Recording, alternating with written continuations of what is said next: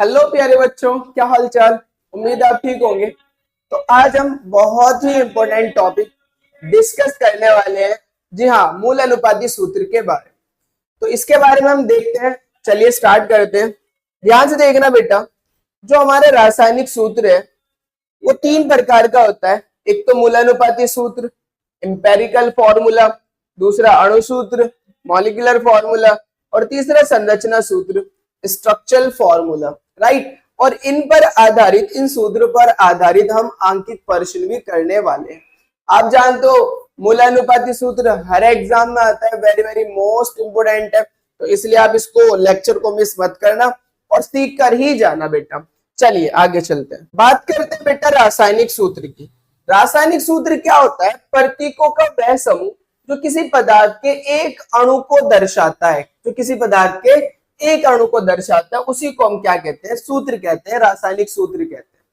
प्रतीकों का ऐसा समूह जो किसी पदार्थ के एक अणु को दर्शाएगा उसे हम क्या कहेंगे? सूत्र। जैसे जल का सूत्र होता है बेटा H2O, जैसे ग्लूकोज का सूत्र होता है C6H12O6, जैसे हाइड्रोजन पेरोक्साइड का सूत्र होता है H2O2, जैसे एथिलीन का सूत्र होता है C2H4। तो क्या होता है? प्रतीकों का वह समूह जो किसी पदार्थ के एक अणु को दर्शाता है उसी को हम क्या बोलते हैं? सूत्र कहते हैं। सूत्र के प्रकार की अगर हम बात करें तो सूत्र तीन प्रकार के होते हैं बेटा। कितने प्रकार के होते हैं? सिर्फ सूत्र तीन प्रकार के। पहला मूलानुपाती सूत्र। पहला अगर हम बात करें तो मूलानुपाती सूत्र देख रहे हो बेटा, मूलानुपाती सूत्र। मूलानुपाती सूत्र क्या होता है? किसी यौगिक में जो परमाणुओं का सरलतम अनुपात होता है, सरल अनुपात, उसे हम उसका क्या बोलते हैं? मूलानुपाती सूत्र कहते हैं। देखो, किसी यौगिक का वह रासायनिक सूत्र जो उसमें उपस्थित विभिन्न तत्वों के परमाणुओं का सरलतम पूर्णांक अनुपात, या आप सरलतम अनुपात भी बोल सकते हो, सरलतम अनुपात प्रदर्शित करता है, मूलानुपाती सूत्र कहलाता है। या फिर हम सरलतम सूत्र भी बोलते हैं इसको। क्या होता है कि कोई हमारे पास सूत्र है, उसके अंदर जो परमाणुओं का सरलतम अनुपात होता है, सरलतम, उसी को हम क्या बोलते हैं बेटा? हाँ, मूलानुपाती सूत्र। चेक करो, चेक करो बेटा इसका मूलानुपाती सूत्र को चेक कर रहे हो? देखो देखो देखो बेटा, हमारे पास जो हाइड्रोजन पेरोक्साइड है जिसका फॉर्मूला होता है H2O2, तो इसमें जो परमाणुओं का सरल अनुपात होगा H2O2, इसमें जो परमाणुओं का सरल अनुपात होगा, सॉरी H2O2, परमाणुओं का सरल अनुपात। देखो, इसके अंदर हाइड्रोजन कितने परमाणु है? दो। ऑक्सीजन के कितने? दो। दो से दो कट जाएगा तो एक हाइड्रोजन का बचेगा और एक ऑक्सीजन का बचेगा। हाँ, तो ऐसे ही आप देख सकते हो सरल अनुपात। सरल अनुपात क्या होता है? परमाणुओं का, यहाँ पर 2:2 है बेटा, है या नहीं है? जल्दी से देखो, 2:2। क्या कट जाएगा? ये बिल्कुल कट जाएगा। तो क्या बचेगा? 1:1। मतलब हाइड्रोजन भी एक और ऑक्सीजन भी एक। इसे बोलते हैं हम सरल अनुपात। यहाँ चेक करो बेटा, ग्लूकोज C6H12O6 का मूलानुपाती सूत्र। भाई ग्लूकोज का फॉर्मूला है C6H12O6, C6H12O6। आप देख सकते हो बेटा, यहां पर जो हाइड्रोजन है, सॉरी कार्बन है, वो भी 6 है अनुपात। हाइड्रोजन कितने हैं? 12 है अनुपात। ऑक्सीजन कितने बेटा? 6 है या नहीं है? जल्दी बताओ, है या नहीं है? तो आप देख सकते हो 6। अब मैं इसका अगर सरल अनुपात निकालू तो तीनों वैल्यू 6 से कट रही है, तो ये 6 से कटेगा तो कितना बचेगा? 1। ये 6 से कटे कितना बचेगा? 2। ये 6 से कटेगा तो कितना बचेगा? 1।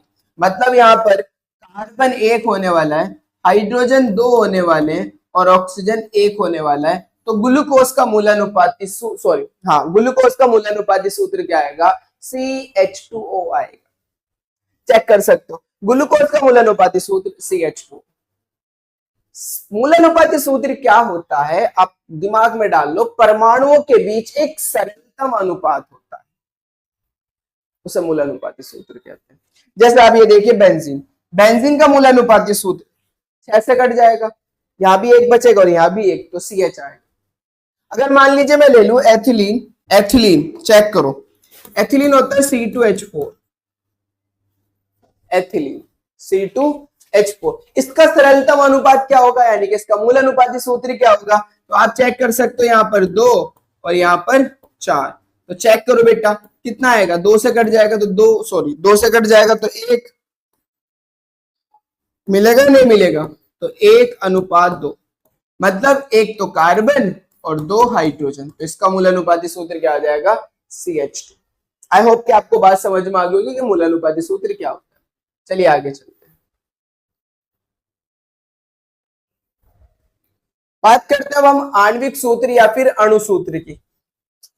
आणविक सूत्र या अणुसूत्र क्या होता है बेटा, अगर हम बात करें आणविक सूत्र या अणुसूत्र की, तो किसी यौगिक के अंदर, किसी यौगिक के एक अणु में, किसी यौगिक के एक अणु में परमाणुओं की वास्तविक संख्या कितनी है, वो उसका अणुसूत्र बताता है। एक अणु के अंदर कोई यौगिक है, उसके एक अणु में परमाणुओं की वास्तविक संख्या कितनी है, वो क्या बताता है बेटा, हाँ वो उसका अणुसूत्र बताता है। तो अणुसूत्र क्या होता है, किसी यौगिक का वह सूत्र जो उस यौगिक के एक अणु में उपस्थित तत्वों के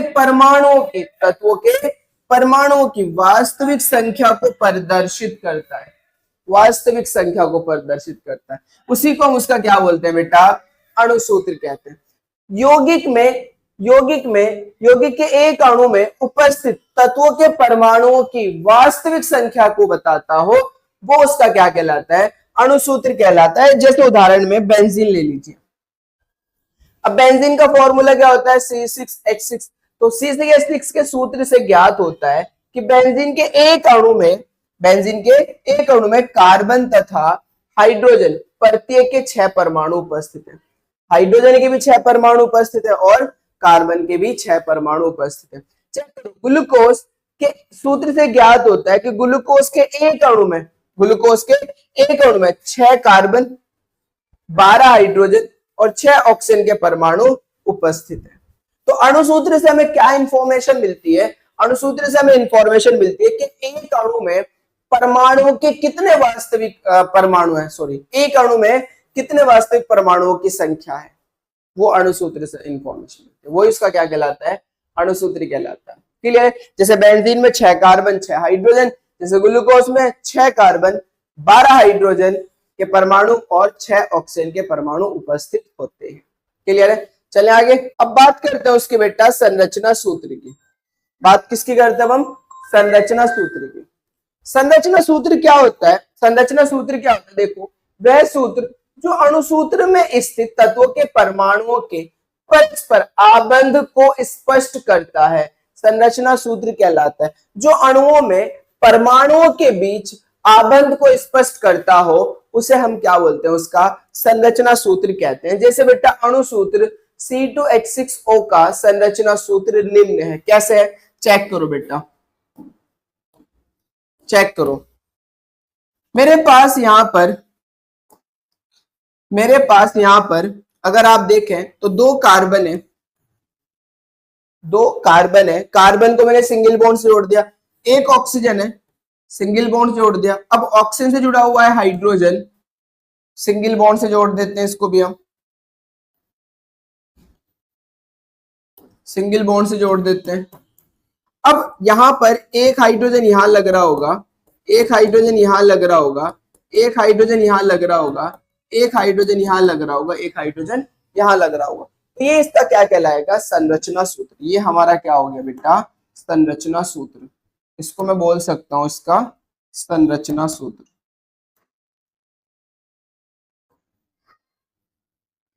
इसको हम बोल सकते हैं संरचना सूत्र, रचना सूत्र। ये इसका बेटा क्या हो जाएगा, संरचना सूत्र हो जाएगा। सही है क्या, नहीं बात समझ में आ रही है? चलिए अब बहुत इंपॉर्टेंट नोट देखिए, नोट क्या कहता है, नोट क्या कहता है, ध्यान से समझना। यदि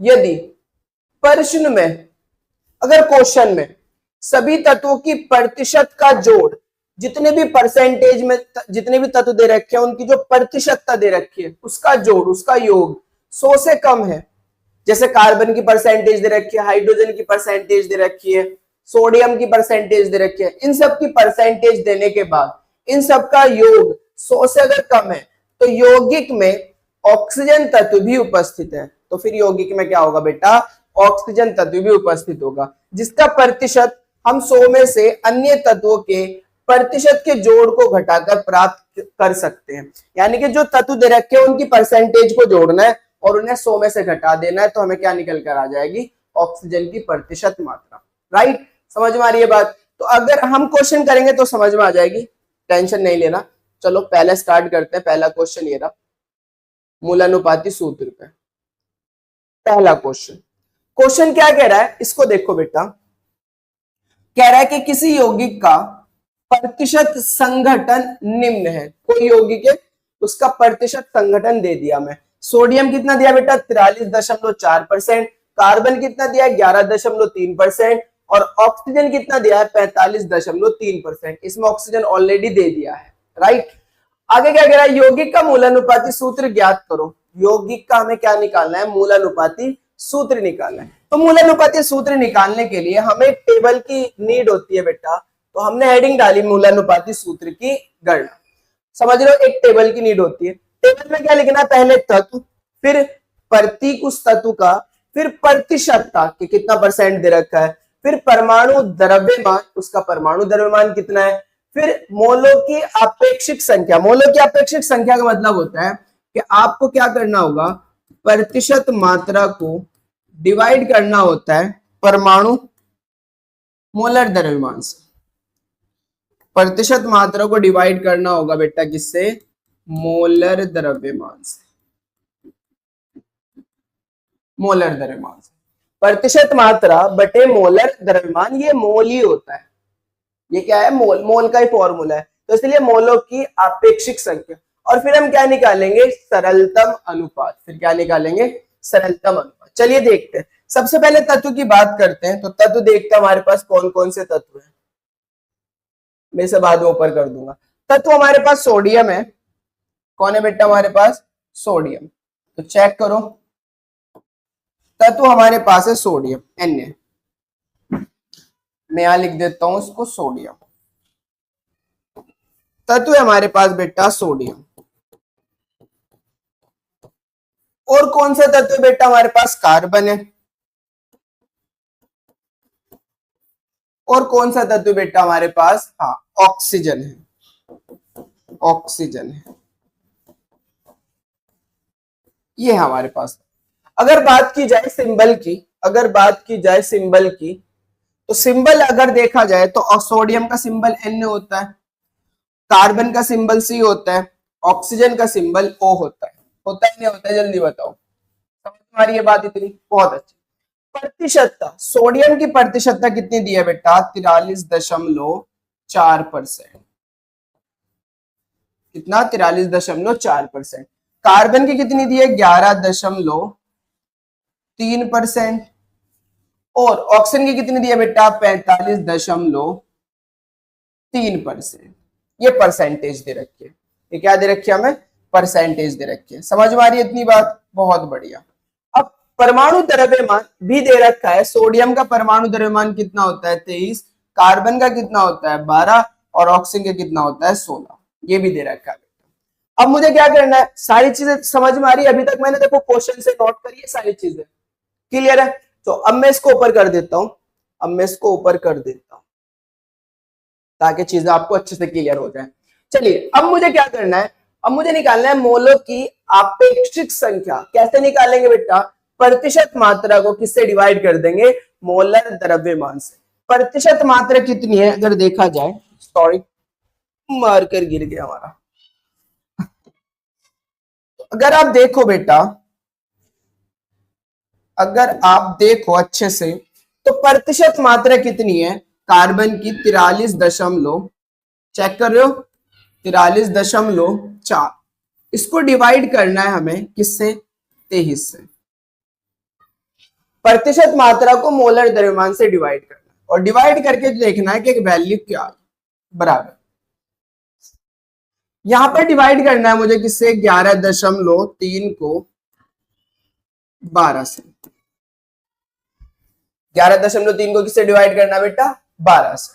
यहां पर डिवाइड करना है 45.3 को किससे बेटा? 16 से, और वैल्यू नोट करनी है क्या है।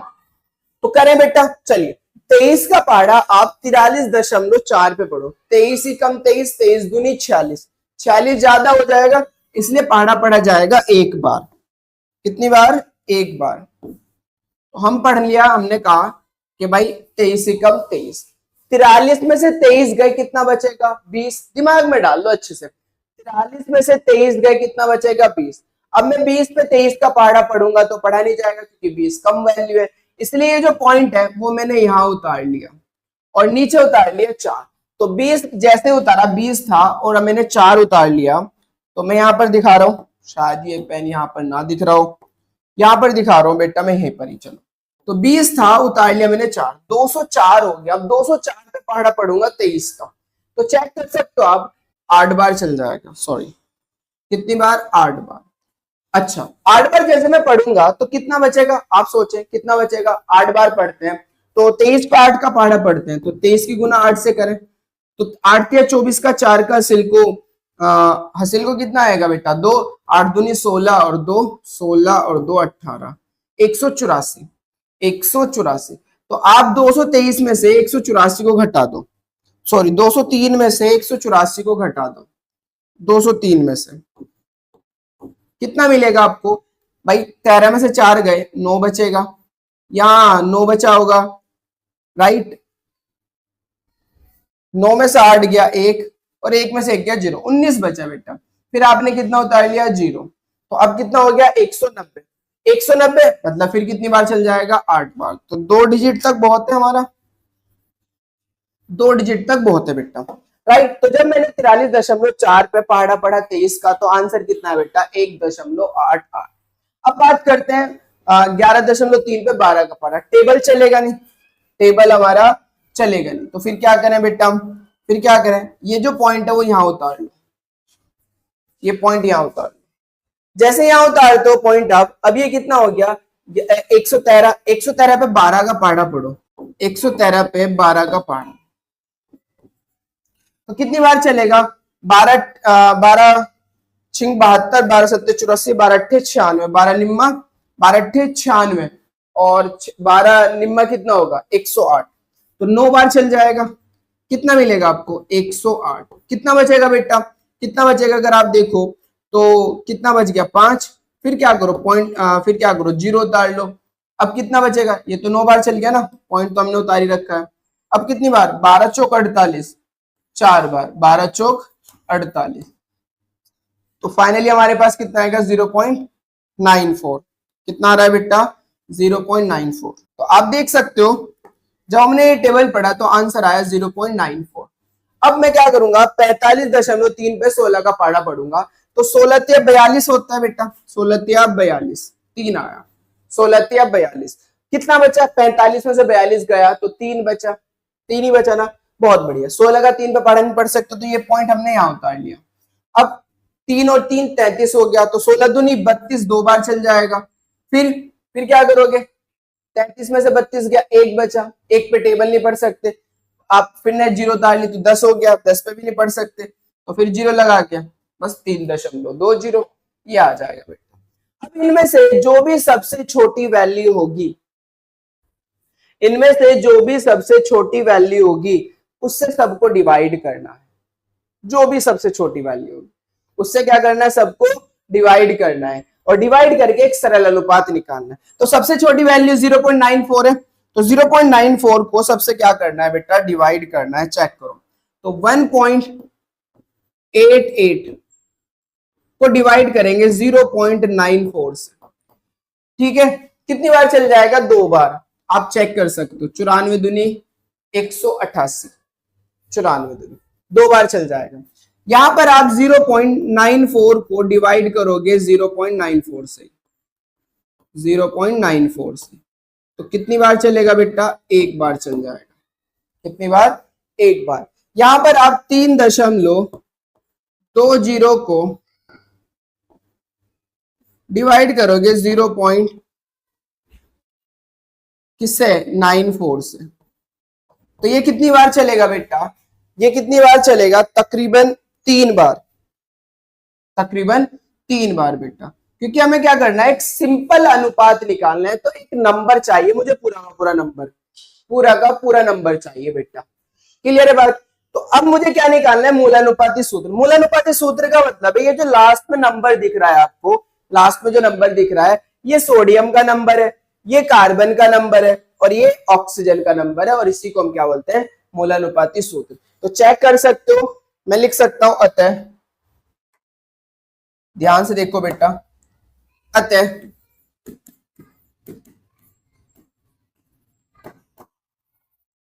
मूलानुपाती सूत्र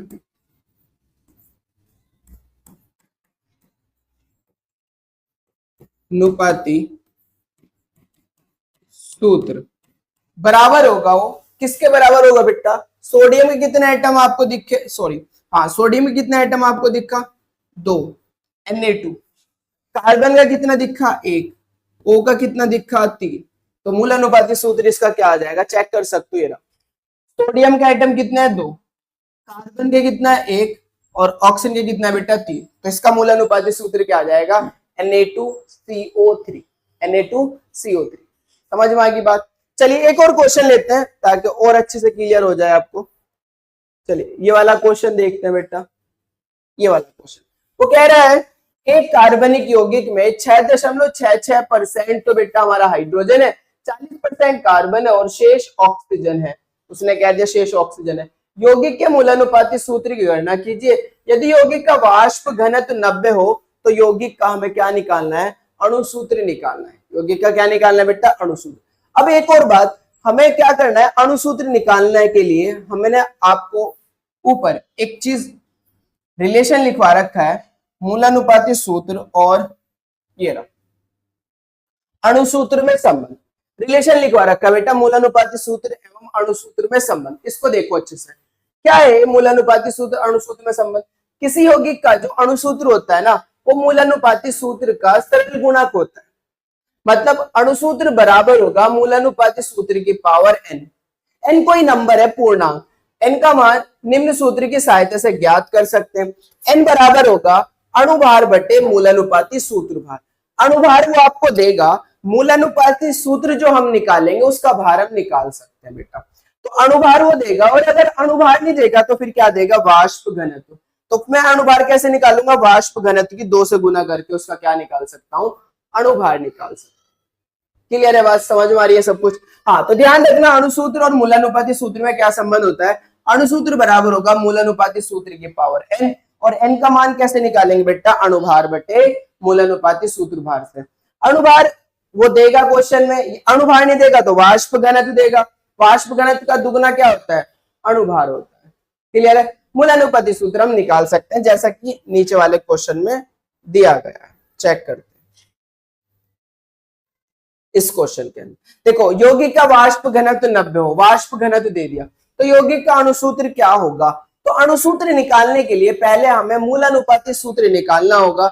जैसे मैं मूलानुपाती सूत्र निकाल लूंगा तो अणुसूत्र और मूलानुपाती सूत्र मुझे संबंध पता है, तो मैं क्या निकाल सकता हूं, अणुसूत्र निकाल सकता हूं। अब मूलानुपाती सूत्र निकालने के लिए हमारे पास कुछ तरीके हैं जो मैंने बताया था। एक टेबल है, पहले तत्व लिखना है, फिर प्रतीक, फिर प्रतिशतता, फिर परमाणु द्रव्यमान, फिर मोलों की अपेक्षिक संख्या। बताया ना अपेक्षिक संख्या क्या होती है, कि आपको क्या करना होता है, परमाणु प्रतिशत मात्रा को बेटा हमें डिवाइड करना होता है, प्रतिशत मात्रा को डिवाइड करना होता है मोलर द्रव्यमान से, मोलर द्रव्यमान से। ये तो मोल निकल कर आ जाएंगे, और फिर हमें क्या निकालना है, सरलतम अनुपात। तो चलिए देखते हैं बेटा, देखते हैं। सबसे पहले अगर आप देखो तो यहां पर हाइड्रोजन दे रखा है, तो कार्बन में सबसे पहले ऊपर लिखूंगा कार्बन। चेक करो बेटा अच्छे से, चेक करो बेटा, कार्बन, फिर कौन है, हाइड्रोजन। अच्छा, और कौन है बेटा, शेष ऑक्सीजन है। तो ऑक्सीजन की मात्रा निकालने के लिए, ऑक्सीजन है दूसरा तत्व, ऑक्सीजन है, ऑक्सीजन की मात्रा निकालने के लिए मैंने नीचे नोट लिखवाया था आपको सबसे पहले कि अगर मुझे ऑक्सीजन की मात्रा निकालनी है तो क्या करना होगा, जो तत्व की परसेंटेज दे रखी है उनको जोड़ दो और 100 में से घटा दो, तो क्या निकल कर आ जाएगी, ऑक्सीजन की प्रतिशत मात्रा। तो अगर मैं ऑक्सीजन की प्रतिशत मात्रा निकालूं, चेक करो, ऑक्सीजन की प्रतिशत मात्रा, ऑक्सीजन की प्रतिशत मात्रा, क्या करो, 100 में से घटा दो, इन दोनों को जोड़ के 40 और 6.6 तो एक होगा 46.66%। भाई 40 और 6 46.66%।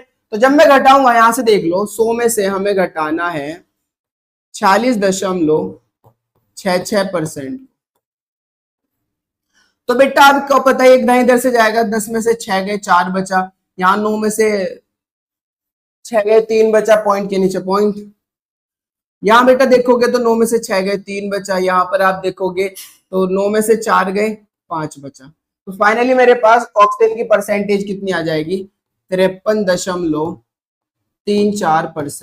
53.34% ये आ जाएगी बेटा। तो ऑक्सीजन की प्रतिशत मात्रा भी हमारे पास है, सारी चीज हमारे पास है। अब मैं निकाल सकता हूं, चेक करो, कार्बन की परसेंटेज है 40, प्रतीक कार्बन का क्या होता है, सी, सॉरी,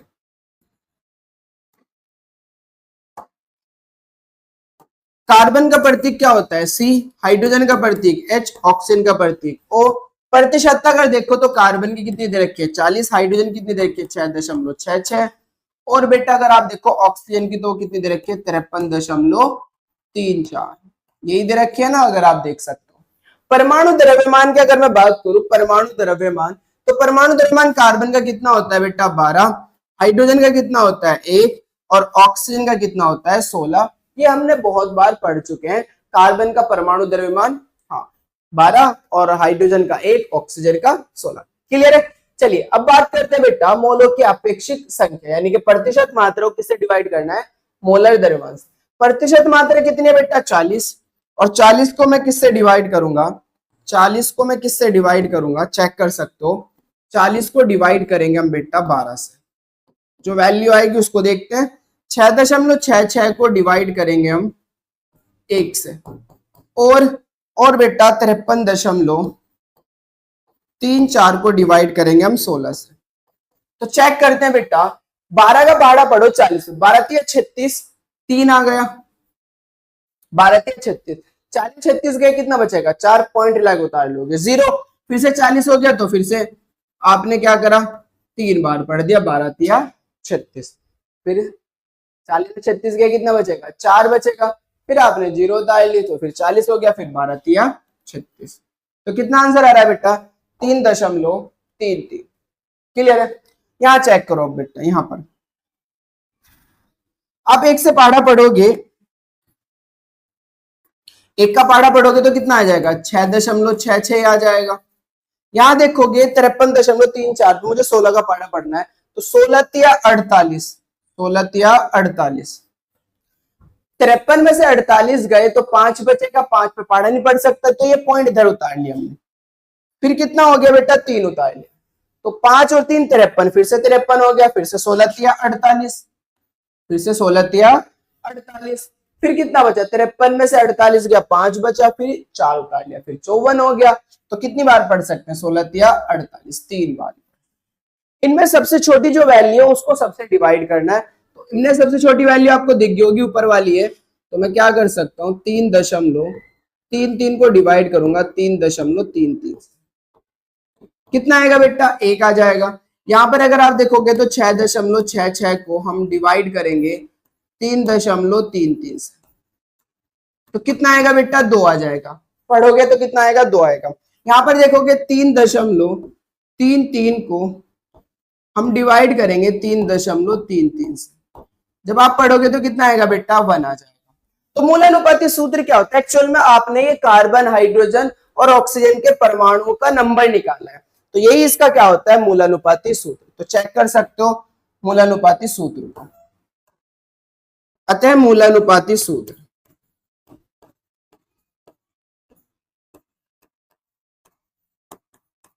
मूलानुपाती सूत्र अगर आप देखो तो इसका मूलानुपाती सूत्र क्या होगा, कार्बन का नंबर 1 है बेटा, हाइड्रोजन का नंबर 2 है और ऑक्सीजन का नंबर 1 है, तो इसका मूलानुपाती सूत्र आ गया CH2O। लेकिन मुझे मूलानुपाती सूत्र नहीं निकालना, मुझे निकालना है यौगिक का अणु सूत्र। तो अब मैं क्या करूंगा, ध्यान से देखना बेटा, चूंकि हम जानते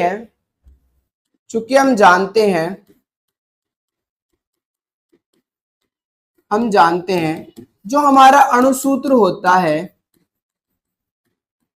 वो बराबर होता है मूलानुपाती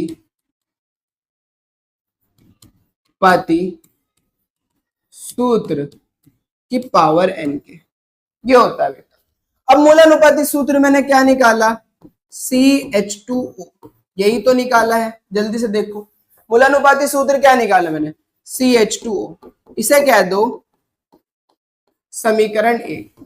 अब भैया मुझे अगर n का मान पता चल जाए तो इसका क्या निकल जाएगा, अणु सूत्र। अब n का मान कैसे निकालते हैं, n बराबर है, चूंकि n बराबर है, अब मैं n का मान जानता हूं, उसने वाष्प घनत्व दिया है, अणुभार नहीं दिया, तो मैं लिख सकता हूं 2 गुना वाष्प घनत्व, क्योंकि आप जानते हो जो अणुभार होता है वो 2 गुना वाष्प घनत्व की होता है, वाष्प घनत्व 2 गुना वाष्प घनत्व बटे मूलानुपाती सूत्र भार, मूलानुपाती सूत्र भार। आप ये बात जानते हो नहीं जानते हो, जल्दी बताओ भाई। जो आप जानते हो अणुभार होता है वो 2 गुना होता है किसका, वाष्प घनत्व का, तो मैं यहाँ अणुभार ना लिखकर क्या लिख दिया मैंने, 2 गुना वाष्प घनत्व, क्योंकि उसने वाष्प घनत्व दिया है। देखो क्वेश्चन के अंदर क्या दिया है उसने, क्वेश्चन के अंदर वाष्प घनत्व तो दिया है, चेक करो, वाष्प घनत्व 90 वाष्प घनत्व दिया है, इसलिए मैं क्या लिख रहा हूं यहाँ पर, अणुभार ना लिखकर क्या लिख रहा हूं, वाष्प घनत्व। क्लियर है, 2 गुना वाष्प घनत्व। अब मेरे पास n बराबर, ध्यान से देखो, 2 गुना वाष्प घनत्व कितना है 90 बटे मूलानुपाती सूत्र भार, मूलानुपाती सूत्र ये है, इसका भार निकालना है। कार्बन का भार कितना होता है, अगर आप देखो कार्बन का भार होता है 12 प्लस हाइड्रोजन कितना होता है, 1 का 1 तो 2 का 2 प्लस ऑक्सीजन का कितना होता है 16, तो जोड़ सकते हो 12 और 2 14, 14 और 16 30, तो मैं निकाल सकता हूं बेटा, सॉरी, तो आप देख सकते हो अच्छे से ध्यान से, तो n बराबर आप देख सकते हो 2 गुना 180, 90 दूनी 180 होता है ना, बटे 30, 0 से 0 खत्म, तो n बराबर कितना आ गया 6, 6 18 होता है ना, 3 से 18 पाड़ा पढ़ोगे तो 6 आ जाएगा, तो n का मान आ गया 6, तो मैं लिख सकता हूं समीकरण 1 से, जैसे मुझे n का मान पता चल गया तो समीकरण 1 क्या, अणुसूत्र बराबर CH2N, तो मैं लिख सकता हूं भाई अणुसूत्र बराबर CH2N, n कितना है 6, तो 6 से मल्टीप्लाई करो, 6 से मल्टीप्लाई कार्बन में जाएगी तो C6 हो जाएगा, 2 में जाएगी हाइड्रोजन में तो H12 हो जाएगा, और ऑक्सीजन में 6 की मल्टीप्लाई जाएगी तो O6 हो जाएगा, तो इसका अणुसूत्र क्या निकल कर आया, C6H12O6। समझ में आ रही है बात, तो कर सकते हो क्वेश्चन इस तरह के, बहुत बढ़िया। तो चलिए एक क्वेश्चन आपको खुद करना है, अब ये क्वेश्चन नंबर 3, एक यौगिक में 4.07% हाइड्रोजन, 24.27% कार्बन और 71.65% क्लोरीन है, इसका मोलर द्रव्यमान अगर 98.96 ग्राम है, तो इसके मूलानुपाती सूत्र और आणविक सूत्र की गणना करो। सेम पहले आपको क्या निकालना पड़ेगा, मूलानुपाती सूत्र, तो यहां लिख लेना मूलानुपाती सूत्र की गणना, मूलानुपाती सूत्र की गणना, राइट, ये हेडिंग डाल के अब पहले परसेंटेज काउंट कर लो, 4 और 24 कितना होता है 28, 28 और 71 99, तो 99 पॉइंट जब जोड़ोगे तो लगभग 100 ही आ जाएगी, तो इसका मतलब इसमें ऑक्सीजन की कोई परसेंटेज नहीं है। तो आपको दिख रहा होगा तत्व, यहाँ पर हाइड्रोजन लिख लेना, सॉरी यहाँ पर कार्बन, यहाँ पर हाइड्रोजन और यहाँ पर Cl, chlorine, carbon hydrogen chlorine, symbol carbon का C, हाइड्रोजन का H, क्लोरीन का हाँ Cl, राइट। प्रतिशतता की अगर बात करें तो दे रखी है हाइड्रोजन की कितनी, कार्बन कितने 24.27, हाँ हाइड्रोजन कितने 4.07, और बेटा Cl की कितनी है, क्लोरीन की 71.65। चलो ये क्वेश्चन भी मैं ही करा रहा हूं, आप इससे नेक्स्ट वाला खुद करना। चलिए इसमें थोड़ा सा लॉजिक है तो इसलिए मैं ये खुद करा रहा हूं, चेक करो बेटा। यहां पर हम बात करें कार्बन की, क्योंकि एनसीईआरटी का क्वेश्चन है और खास है, इंपॉर्टेंट है। यहां पर हम बात करें बेटा कार्बन की, यहां पर हमारे पास बात हो रही है हाइड्रोजन की, और यहां पर बात हो रही है हमारे पास क्लोरीन की, राइट। कार्बन का सिंबल C, हाइड्रोजन का H, क्लोरीन का Cl। प्रतिशतता की अगर बात करें तो कार्बन की जो परसेंटेज है वो 24.07 है, सॉरी 07 नहीं 27 है बेटा, 27 है। और हाइड्रोजन की है 4.07, Cl के 71.65। क्लियर है। परमाणु द्रव्यमान कार्बन का भी आपने देखा था 12 होता है, हाइड्रोजन का तो 1 ही होता है, Cl का होता है 35.5। Cl का कितना होता है 35.5। चलिए मोलों की अपेक्षिक संख्या आपको पता चल गया होगा क्या होती है भाई, आपको प्रतिशतता को किससे डिवाइड करना होता है, परमाणु भार से डिवाइड करना होता है। तो यानी कि मैं यहां पर क्या करने वाला हूं, 24.27 को डिवाइड करूंगा 12 से। चेक करो बेटा, यहां पर क्या करेंगे हम 4.07 को डिवाइड करेंगे 1 से, और यहां पर क्या करने वाले हम 71.65 को डिवाइड करेंगे हम 35.5 से। चेक करो बेटा, चेक करो जल्दी से अच्छे से। 12 दूनी 24, तो 2 बार चलेगा पाड़ा, ओके 12 दूनी 24। क्लियर है। अब 24 हो गया तो ये पॉइंट यहां उतार लो, उतार लिया अपने 2, कितना उतार लिया 2। अब क्या करो, 2 पे तो टेबल नहीं पढ़ सकता, अब क्या करें बेटा, आपने क्या उतारा 0 लगा के 7 उतार लिया, 0 लगा के आपने 7 उतार लिया, तो 27 में पाड़ा पढ़ा जा सकता है 12 दूनी 24, सॉरी 7 कह रहा हूं, 7 उतार लिया तो कितनी बार पढ़ सकते हो आप, 12 दूनी 24, 2 बार पढ़ सकते हो, तो कितने आ जाएगा 0.2 भाई, 12 दूनी 24 हो जाएगा ना, तो आपने देखा 2.02 भाई, आपने पॉइंट लगाया, ये पॉइंट यहां उतार लिया तो उतारा नीचे 2 पे तो पाड़ा नहीं पड़ सकते ना, तो आपने 0 लगा के क्या उतारा 7, अब ये 27 हो गया, तो 12 का पाड़ा 27 बढ़ोगे तो 12 दूनी 24, 2.02। सेम यहाँ जो यहाँ कितना मिलेगा 4.07, यहाँ कितना मिलने वाला है, यहाँ कितना मिलने वाला है 35.5 को 71 पे पढ़ोगे तो कितनी बार चलेगा 2 बार, 35.5 दूनी 71 ही होता है, हो गया। अब क्या करो, पॉइंट उतारो, ये पॉइंट यहां उतार लिया आपने, कितना बचा बेटा 6, तो 6 उतारा, 6 पे पढ़ा नहीं पढ़ सकता 35.5 का, फिर क्या करो 0 लगा के उतार लो 5, पढ़ा जा सकता है कितनी बार, 1 बार, कितनी बार 1 बार। अब इनमें जो सबसे छोटी वैल्यू है उसको डिवाइड करो, उसको जैसे डिवाइड करते हो आप, तो डिवाइड किससे करूंगा 2.02 को डिवाइड करूंगा 2.01 से, कितना आएगा 1 आएगा भाई, मुझे सरलतम अनुपात निकालना है तो एग्जैक्ट वैल्यू थोड़ी निकालनी है, एक नंबर निकालना है जो टेबल चल रहा हो। 4.07 को डिवाइड करूंगा 2.01 से, तो कितनी बार चल जाएगा 2 बार चल जाएगा, 2 दूनी 4, 2 बार चल जाएगा। क्लियर है। 2.01 को डिवाइड करूंगा 2.01 से, कितनी बार चलेगा 1 बार चलेगा, तो मुझे नंबर मिल गया परमाणुओं का, तो मैं मूलानुपाती सूत्र निकाल सकता हूं। चेक करो बेटा, अतः मूलानुपाती सूत्र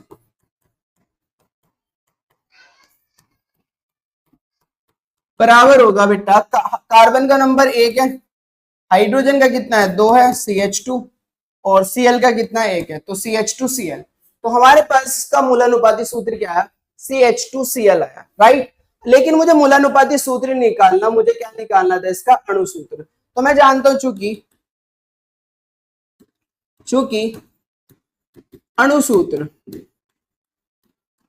बराबर होता है बेटा मूल अनुपाती सूत्र की पावर n, होता है नहीं होता है।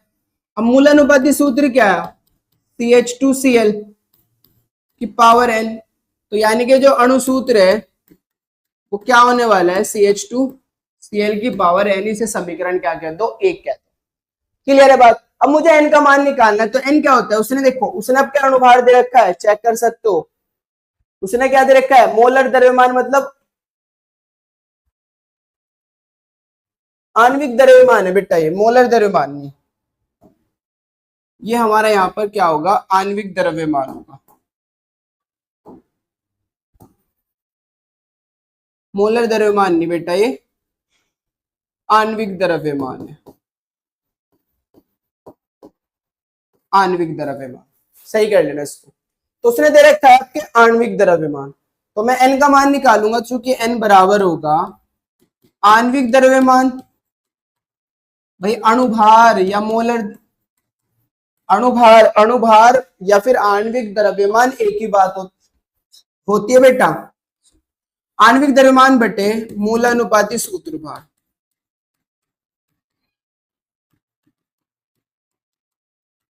तो चेक करो आणविक द्रव्यमान उसने कितना दिया है, 98 चेक कर सकते हो, 98.96 कितना दिया है, 98.96 राइट, यही तो दिया है बटे मूल अनुपाती सूत्र, कार्बन का 12, हाइड्रोजन का 1 इधर जोड़ लेते हैं, कार्बन का 12, हाइड्रोजन का 1 तो 2 का 2, Cl का 35.5, Cl का कितना होता है बेटा 35.5, चेक कर सकते हो 35.5। तो अब चेक करो 12 और 14, 12 और 14 सॉरी 12 और 2 14, 14 और 35 49, तो ये आया 49.5, कितना आया 49.5। अगर आप 49.5 की गुना करो तो 49 दूनी 98 होता है, 0.5 दूनी 1, तो यानी कि 99, ये भी तो लगभग 99 के बराबर ही है, तो मैं इसे लगभग वैल्यू मान सकता हूँ 2, 49.5 दूनी होगा, हाँ कितना 98.96, लगभग ये 49 ही तो है बेटा, 98.96 किसके बराबर है, लगभग 49 के बराबर है, तो मैंने भी इसको 49 मान ली, तो इनका मान कितना आ गया 2। तो तब समीकरण 1 से, यहां दिक्कत आ सकती थी बस आपको, समीकरण 1 से, समीकरण 1 में अगर आप देखो तो n का मान पुट करो, तो अणुसूत्र